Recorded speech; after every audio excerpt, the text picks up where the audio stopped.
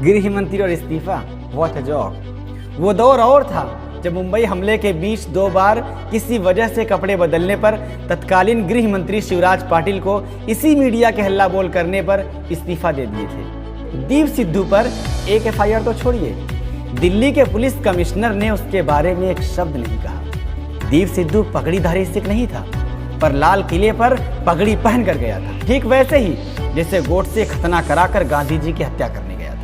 दिल्ली में हुए दंगे पर कांग्रेस ने गृह मंत्री अमित शाह से इस्तीफा मांगा है। पूरी स्थिति को देखते हुए कांग्रेस कार्य समिति का मानना है कि दिल्ली में मौजूदा स्थिति के लिए केंद्र सरकार, खास तौर से गृह मंत्री जिम्मेदार है। फौरन तौर से जिम्मेदारी लेते हुए गृह मंत्री को अपना इस्तीफा देना चाहिए। गृह मंत्री और इस्तीफा, व्हाट अ जॉक। कांग्रेस ने दिल्ली दंगों के लिए गृह मंत्री की विफलता का आरोप लगाते हुए अमित शाह का इस्तीफा मांगा है। इसीलिए कांग्रेस को बेवकूफों की पार्टी कहा जाता है। अमित शाह एक सफल गृह मंत्री हैं, ये बात अभी भी कांग्रेस को समझ नहीं आई। कांग्रेस को भारत के गृह मंत्री अमित शाह के 2 साल के कार्यकाल की समीक्षा करनी चाहिए। इन 2 सालों में देश को शांत और स्थिर रखने की शपथ लेकर मंत्री बने अमित शाह कितने सफल और कितने विफल हैं, इसका आकलन करना चाहिए।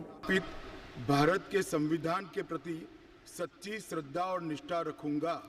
मैं भारत की प्रभुता और अखंडता अक्षुण्ण रखूंगा।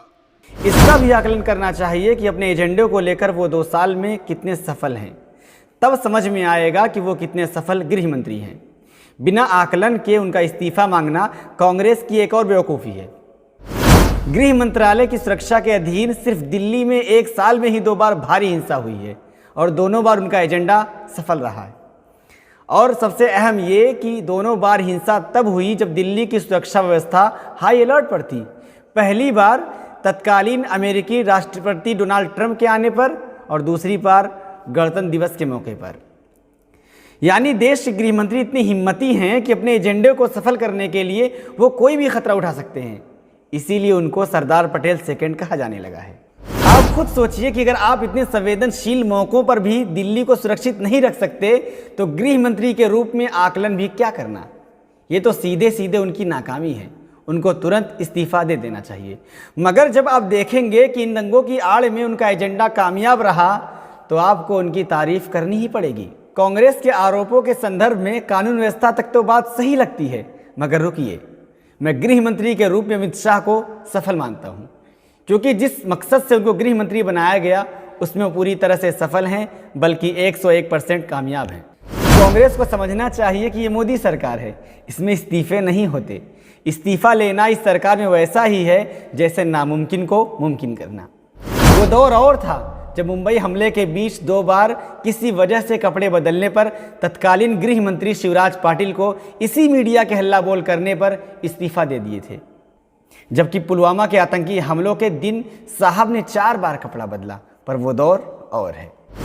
होटल ताज में फिल्मकार राम गोपाल वर्मा को साथ ले जाने की वजह से महाराष्ट्र के तत्कालीन मुख्यमंत्री विलास राव देशमुख ने इस्तीफा दे दिया था।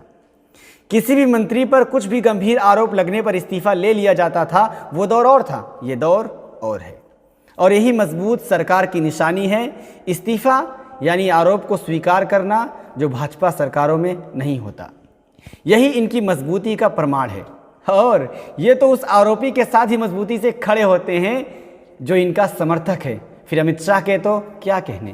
खुद देखिए कि कल किसान संगठनों के 33 नेताओं पर दिल्ली में हिंसा के आरोप में गंभीर धाराओं में एफआईआर दर्ज हुई, पर सारी दुनिया में लाल किला के अपराधी सिद्ध हो चुके दीप सिद्धू पर एक एफआईआर तो छोड़िए, दिल्ली के पुलिस कमिश्नर ने उसके बारे में एक शब्द नहीं कहा। तब तो और, जबकि दिल्ली पुलिस सबसे अधिक असहाय और लाचार लाल किले पर दिखी, अराजक तत्वों के सामने हाथ जोड़ते दिखी और अपनी जान बचाने के लिए लाल किले की खाई में गिरते कूदते दिखी। और ये सब उसी अराजक भीड़ के द्वारा किया गया जिसका नेतृत्व दीप सिद्धू कर रहा था, और उसने स्वीकार भी किया। ये वीडियो देखिए। दिल्ली के 4 तरफ से बॉर्डर जो हमारे किसान जथेबंदियां या हमारे लोग हैं उन्होंने चारों तरफ से वो बॉर्डर, एक ऑब्स्टैकल जो वहाँ बैरिकेड की हुई थी, बैरिकेडिंग, उसको तोड़ के आगे बढ़े, उसको तोड़कर आगे बढ़े और वो सब जैसे हम सब रेड फोर्ट की, लाल किले की तरफ चले गए। और क्या साबित होना है? प्रदीप सिद्धू पर पुलिस चुप है और प्रोग्राम रिकॉर्ड करने तक उस पर एक भी एफआईआर की कोई सूचना नहीं है। दबाव में एफआईआर हो भी गई तो उसे बचा लिया जाएगा। यही गृह मंत्री की सफलता है, इसी के लिए उनको गृह मंत्री बनाया गया, जिसको वो कामयाबी से अंजाम दे रहे हैं। कानून सबके लिए समान है, पर कपिल मिश्रा हो, अनुराग ठाकुर हो, प्रवेश वर्मा हो, रागिनी तिवारी हो या दीप सिद्धू, ये सब कानून से ऊपर हैं, जो हिंसा के इतने वाज़ेह गवाहों के बावजूद भी कानून की पहुंच से बाहर हैं। यही गृह मंत्री की सफलता है। दरअसल सिर्फ गृह मंत्री के रूप में ही नहीं, अमित शाह के पूरे राजनीतिक कार्यकाल का आकलन करना चाहिए, जिसमें सिर्फ हिंसा, खून खराबा, हत्या, दंगा, फर्जी इनकाउंटर्स और साजिशें मिलेंगी, पर अपने एजेंडे के प्रति उन जैसा ईमानदार पूरे देश में नहीं मिलेगा। वही व्यक्ति एक एजेंडे के तहत इस महान देश का गृह मंत्री है, इसीलिए उनको 101% सफल कहा है मैंने। माना देश की राजधानी में बड़े पैमाने पर हिंसा होना और देश के दूसरे जगहों पर हिंसा होने में बहुत फ़र्क है। दिल्ली में दुनिया भर के पत्रकार और मीडिया हाउसेज हैं जो एक मामूली सी घटना को पूरी दुनिया में प्रसारित और प्रचारित करते हैं, पर वो अमित शाह ही क्या जो कुछ बड़ा ना करे। यही वजह है कि भारत की राजधानी दिल्ली में हुई हिंसा की चर्चा अंतर्राष्ट्रीय मंच पर होने लगी है। किसानों के प्रदर्शन, ट्रैक्टर परेड के दौरान हुई हिंसा पर संयुक्त राष्ट्र का बयान आ गया है और यूनाइटेड नेशन के महासचिव के प्रवक्ता स्टीफन दुजारिक ने बयान जारी करते हुए कहा कि भारत सरकार को शांतिपूर्ण तरीके से प्रदर्शन, अहिंसा और लोगों के जमा होने की आज़ादी का सम्मान करना चाहिए।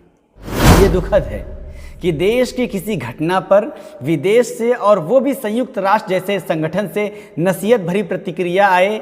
ये देश के लिए पूरी दुनिया में अपमानजनक लम्हा होता है, पर इनको इन सब से कोई मतलब नहीं। इनको केवल सत्ता और अपने एजेंडे से मतलब है और इसी वजह से ये साजिशों पर साजिश करते चले जाते हैं और इसमें वो कामयाब हैं। गृहमंत्री भी सफल हैं, आप इनकी साजिशों को समझ भी नहीं सकते। कृषि मंत्री नरेंद्र तोमर ने किसानों से आखिरी बार बातचीत में जब कड़ा स्टैंड लिया, तभी समझ में आ रहा था कि सरकार ने कोई और रणनीति बना ली है। दीप सिद्धू पगड़ीधारी सिख नहीं था, पर लाल किले पर पगड़ी पहन कर गया था, ठीक वैसे ही जैसे गोडसे खतना कराकर गांधी जी की हत्या करने गया था। अब देखिए दीप सिद्धू का ये फोटो और ज़रा सोचिए, यदि दीप सिद्धू की फ़ोटो राहुल गांधी और सोनिया गांधी के साथ होती तो आज मीडिया जगत और देश में क्या हो रहा होता। ज़रा और सोचिए कि दीप सिद्धू कोई अब्दुल होता और उसकी फ़ोटो वैसी के साथ होती तो आज देश और दुनिया में क्या हो रहा होता। और समझने के लिए इस्लामिक स्कॉलर डॉक्टर जाकिर नायक को याद करिए।